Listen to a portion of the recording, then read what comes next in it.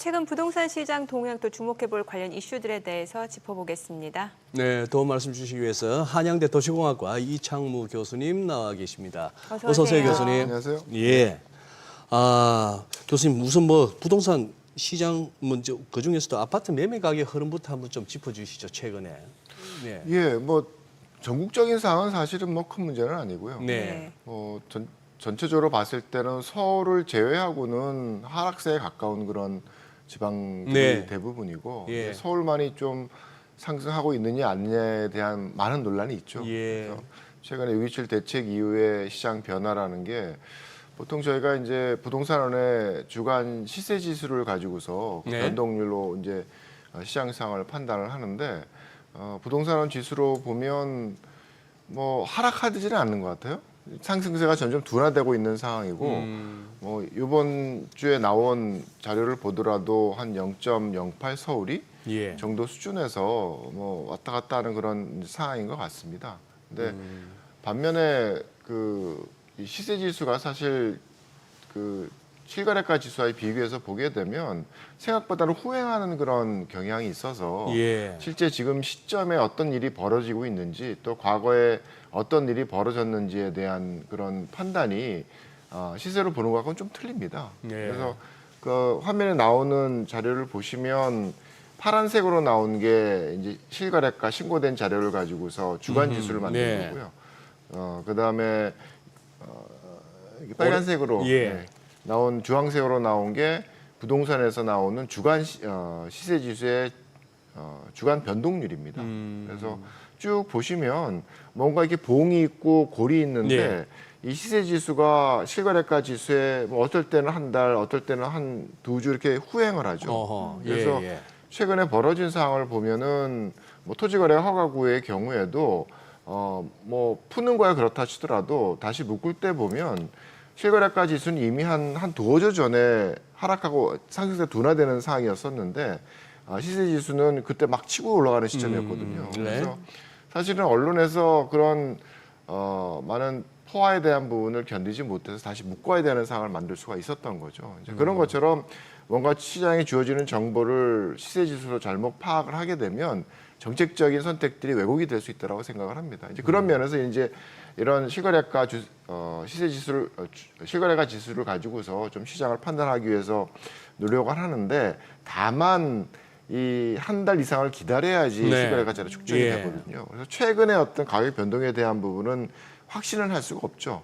다만 지금 벌어진 상황을 보시게 되면 가장 오른쪽에 나와 있는 그래프를 가지고 판단할 때 주황색에 해당되는 부동산의 실거래가 주간 변동률은 여전히 마이너스로 안 떨어지고 조금씩 상승이 둔화되는 추세이긴 하지만 실거래가 지수로 보게 되면 벌써 한 달 전에 마이너스로 떨어진 상황이죠.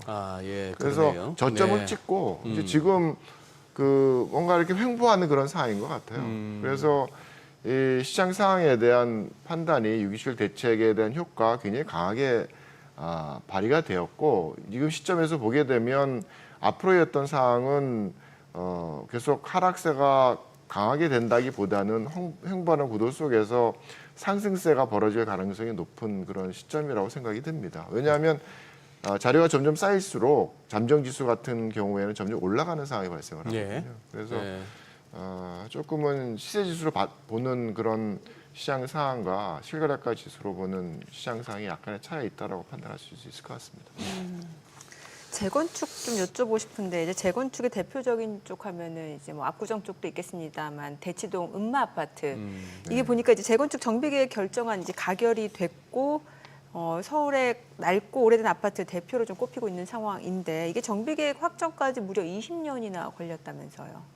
그렇죠. 예. 20년을 채웠죠. 20년. 그래서 지어진 지도 오래됐습니다. 76년도인가 9년도에 준공이 됐으니까 예. 거의 50년 가까이 노후화되는 아파트라서 그동안 많은 이제 재건축에 대한 노력들이 있어 왔죠. 네. 근데 워낙이 큰 단지고 네. 거의 아마 한 4, 5천 가구를 전체 포괄을 하게 되면 이제 살고 있는 그런 단지라서 여러 가지 주민들 간의 합의도 힘들고 또 세대 수도 많으니까 손바뀜도 많고 또 그러면서 요구는 시와의 어떤 타입을 필요로 하는데 뭐 초기의 어떤 작업들은 나 50층 지을 거야 뭐 이러면서 나가니까 그래서 말도 안 돼. 네. 뭐 이러면서 싸우다가 예. 또 그 금융위기가 닥치면서 시장이 침체되기 시작하니까 또 동력을 잃었죠. 그래서 뭐 서울시에서는 뉴타운 출구 전략으로 해서 정비 사업을 거의 안 하다시피 하는 상황 속에서 시장이 좀 살아나기 시작하니까 다시 또 이제 뭐 50층에 대한 목심을 버리지 못하고 이제 추진을 했었는데 그 층수에 대한 서울시의 갈등이 굉장히 심했었습니다. 그러다가 이제 뭐 많은 뭐 갈등에 대한 부분들이 이 사업 진행을 이루어내지 못하다가 요번에 이제 50층에 대한 부분을 시가 받아들이고 대신에 여러 가지 공공기회에 대한 부분들, 뭐 저류조라든가 뭐 주차장이라든가 공공보행 통로라든가 뭐 이런 것들을 이제 수용을 하면서 뭐 나름대로 타협으로서 이제 병행된 정비 계획이 이제 승인을 받게 된 거죠. 예. 그러면 이제 50층으로 지어지는 겁니까? 49층. 49층. 네. 그럼 이제 용적률을 올려주는 특례가 적용됐고 그러다 보면 이제 공공 분양 물량도 포함될 거고. 근데 이제 이익 공유형, 지분 적립형 요 이제 공급 유형 두고 고민이 크다. 요거 좀 한번 설명해 주십시오, 교수님. 그러니까 원래는 네. 300%가 예. 가질 수 있는 법적인 상한입니다. 300%. 근데 그 정비 사업 네. 구역이 가질 수 있는. 근데 이 아파트가 역세권에 바로 접해 있거든요. 예. 그래서 350m 이내에 있는 그런 단지들에 대해서는 상대적으로 1.2배에 해당되는 용적률을 줄 수가 있는 거죠.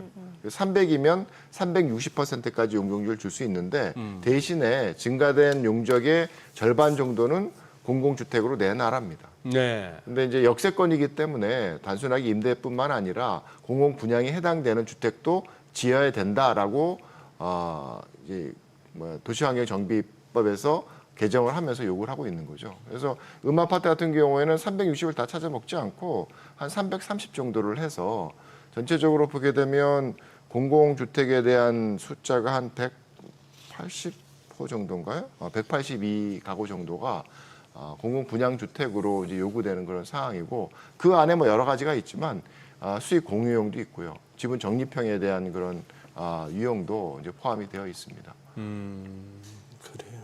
이익 공유, 지분 적립이 정확히 뭐예요?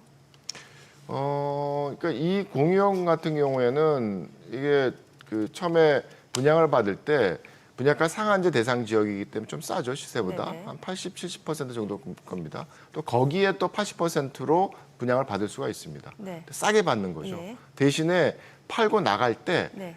자기가 산 가격과 매각할 때 가격의 차이에 대한 부분에 70%만 가져갈 수 있게 하는 거고 나머지는 공공에게 나머지를 던져주는 거죠. 환원하는 예, 느낌처럼. 예. 그래서 사실은 발생할 수 있는 개발 이익을 다 챙기지 않게 하는 그런 이제 구도로서 이제 요구가 되는 부분이고요. 네.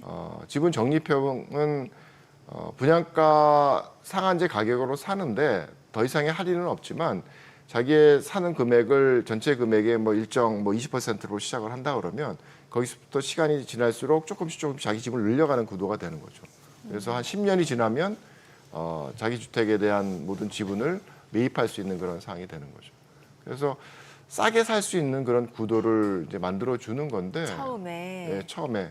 근데 이제 뭐 이게 일반적인 방법은 아니고요. 뭐 다른 나라에서도 하는 방법이긴 하지만 가장 큰 약점이 뭐냐면 이게 싸게 살고 싸서 팔고 나갈 때 오른 가치를 다 챙기지를 못하게 된다 그러면 자기가 살고 있는 집 정도의 주택에 옮겨갈 수 없다라는 게 이제 한계거든요. 나중에 그러니까, 팔고 나서. 그렇죠. 예. 주택의 가격이라는 게 뭐 자산 가치의 측면도 있지만 비용의 측면도 있는 거거든요. 네. 뭐 내 집이 오르면 남의 집도 오르는 거니까. 그래서 전체 뭐 매각한 금액의 70%만 갖고 나간다 그러면 동일한 주택을 주변에 살 수가 없게 되는 거죠. 이제 그런 것들에 대한 한계가 있는 반면에 이런 발생하는 개발 이익에 대한 부분을 조금은 챙길 수 있는 기회를 제공한다라는 청년들에게 뭐 그런 뭐 나름대로의 또 뭐 장점도 있다고 생각을 합니다. 그 지금 말씀 주신 게 이제 공공 분양 물량에 해당되는 거죠. 저 두 가지 형태는.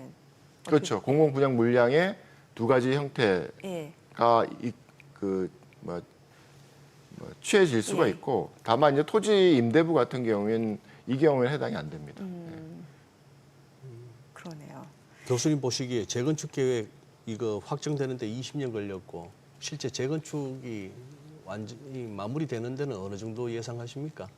그래서 보통 그 구역 지정되고 나서 예. 한 10년 이상을 봐요. 10년 이상을. 네. 그러니까 이게 이제 일단 사업 승인 인허가를 받아야 되고 그러고 나서 또 관리 처분을 넘어가야 되고 네. 그러면 착공에 들어가야 되고 뭐 착공위에 또 준공에 가는 그런 구도 속에서 사실 조합원들 간과 건설사의 갈등이라는 게 그렇게 쉽게 해소되기 쉽지 않거든요. 예. 그래서 사실 인허가를 먼저 받는다라는 것보다 빨리 받는다는 것보다 그 조합원들의 갈등 얼마나 빨리 해소하느냐가 사실은 그 속도를 좌지우지합니다. 근데 이 아파트 같은 경우에 워낙이 그 조합원 수도 많고 예. 또 거기에 상가도 있고 예. 그래서 여러 가지 뭐 갈등의 요소들이 많아서 그렇게 빠른 속도로 진행되리라고는 예상이 좀 쉽지 않은 것 같아요. 다른 얘기하는데 음마상가 맛집이 많았어요. 예, 거기 굉장히 큽니다. 예, 거기 칼국수 맛집도 있고. 그러니까 안 되는 상가가 안 되면 네. 사실은 재건축이 되게 쉬운데 잘 되잖아요. 지금 영업이 잘 예, 되고 예, 있는데 맞아요. 재건축을 하게 되면 그분들 어디 가서 영업을 할 겁니까? 그러니까. 갈등은 여러 가지 좀 예상되는 갈등이 적지가 않죠, 사실은. 다 이유가 있네요. 예.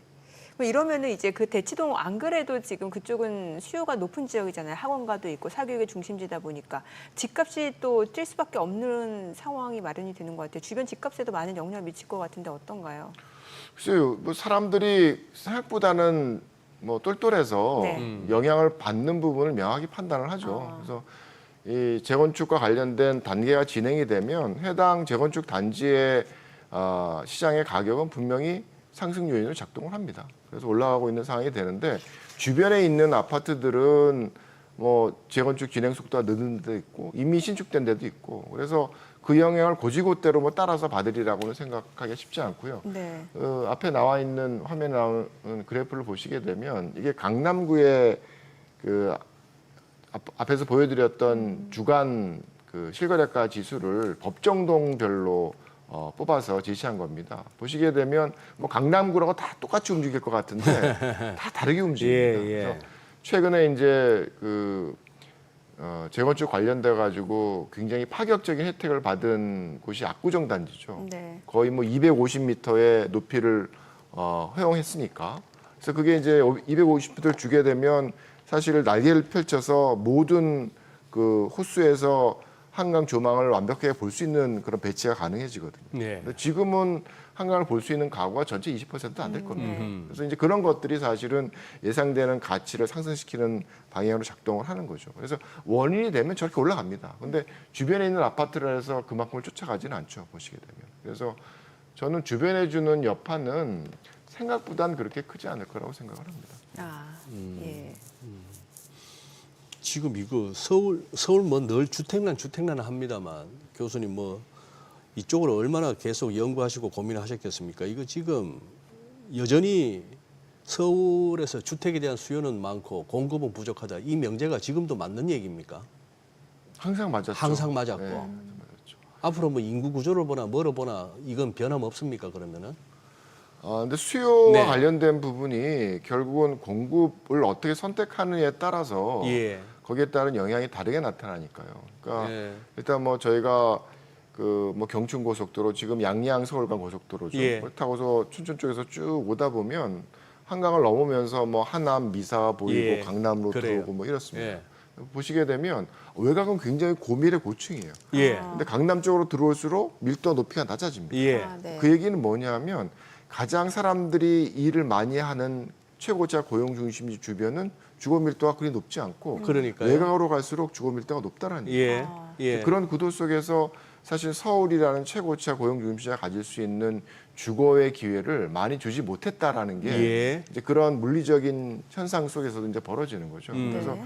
서울에 주택 공급을 할 수가 없었느냐라고 따지면 그렇지도 않은 것 같아요. 지금 음아파트가 이번에 뭐 그 계획 승인을 받았지만 뭐 20년이 진행될 수도 있었고 네. 압구정도는 마찬가지로 오래전부터 그런 흐름들이 있었거든요. 예. 근데 그런 것들을 좀 더 북돋았다 그러면 지금의 서울시의 주택 공급에 대한 부분 많은 부분 해결될 수 있는 여건이 될 수가 있었겠죠. 네네. 그래서 저는 그 가늠자를 뭘로 보냐면 서울의 인구가 준다라는 것은 이분들이 값이 비싸서 떠나는 게 아니라 필요한 만큼의 주택이 지어지지 않아서 밀려난다고 생각해요. 그렇죠. 예. 그래서 예. 왜냐하면 뭐 동경도 마찬가지고 인구가 축소되지만 동경에 있어서 인구는 늘어납니다. 네. 그만큼의 주택 공급이 이루어지고 있었다라는 거죠. 예. 그래서 서울도 마찬가지로 기회가 있었음에도 주택 공급이 충분하게 이루어지지 않으니까 인구는 동일하다고 하더라도 가구 분화가 점점 늘어나는 상황 속에서 주택수는 더 필요한데 그 인구를 담을 수 있는 주택수가 충분히 지어지지 않았기 때문에 가구 분화를 통해서 일정 사람들은 가구 분화에서 밀려나는 그런 뭐 경기도 쪽으로 밀려나는 그런 가구들이 생긴다라는 거죠. 그래서 저는 어떻게 보면 인구가 줄어든다라는 현상 자체가 말하는 거는 서울시의 주택 공급이 그동안 충분하지 않았다라는 것에 굉장히 중요한 증거라고 생각을 합니다. 네.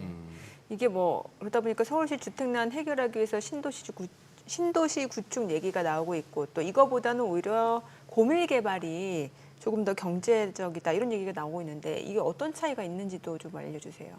그러니까 조금 전에 이제 말씀을 드렸지만 이 대도시가 있을 때 도시의 중심부의 주거 밀도가 높고 외곽의 밀도가 낮다 그러면 네. 취할 수 있는 장점이 뭐냐면 사람들의 고용지는 주로 중심지에 있잖아요. 그렇죠. 예. 강남이나 예. 이런 곳에.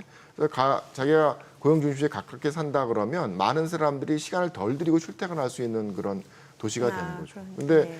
중심부의 밀도가 상대적으로 높지가 않고 외곽이 높다 그러면 더 많은 사람들이 더 많은 출퇴근 시간을 네, 들이면서 그러네요. 왔다 갔다 해야 되는 네네. 도시가 되는 예. 거죠. 그래서 서울 대도시권에 있어서의 그 통근 시간에 대한 평균이 OECD 국가 중에 가장 오래 걸립니다. 너무 그래서 막히고 그만큼 네. 사회적인 비용을 많이 들이고 네네. 산다라는 거죠. 이제 그런 면에서 들여야 되는 사회적인 비용이 예를 들어서 지금도 이제 뭐 주택 공급이나 준공 물량이 부족하다라는 그런 사람들의 우려가 굉장히 큰데 그 시작은 사실 10년 전입니다.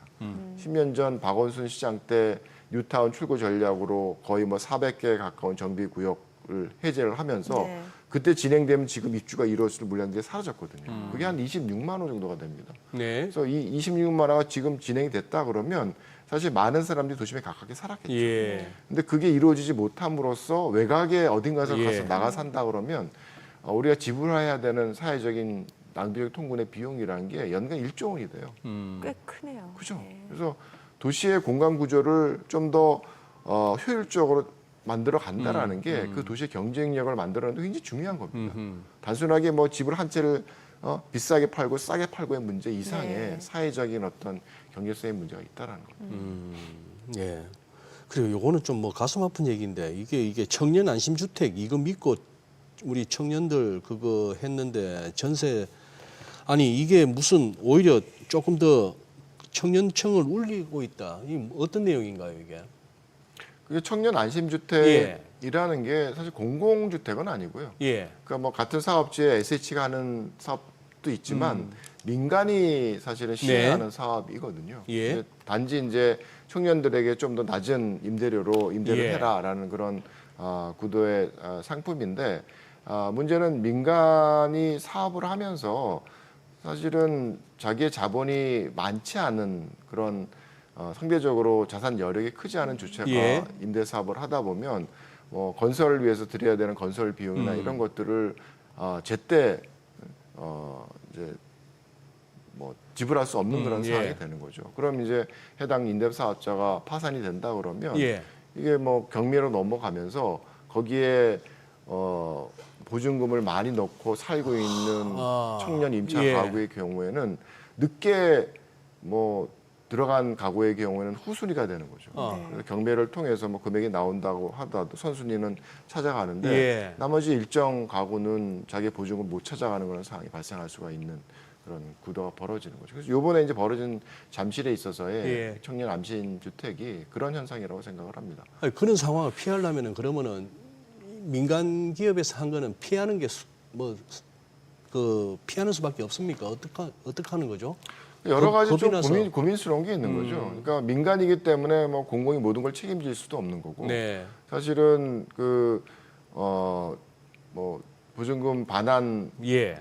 보증 보험에 관련된 부분을 요구는 하고 있지만 사실 민간이 하고 있는 주체이고 또 민간의 자본 여력이 크지 않은 사업자이기 때문에 사업을 진행하면서 그 쌓아놓은 부채가 굉장히 큽니다. 그래서 론투 밸류 레이쇼가 한 60% 이상이 되는 경우에는 보증보험을 얻기가 쉽지 않은 그런 상황이 이제 발생을 하게 되거든요. 그래서 그런 것들도 이제 없는 상황에서 이제 임차인이 들어가게 되면서 자기의 보증금을 못 받게 되는 상황이 이루어지게 되는 거죠. 이게 무슨 놈의 안심주택입니까 이게? 오늘 여기까지 듣겠습니다. 내용 잘 들었습니다. 고맙습니다. 예, 고맙습니다.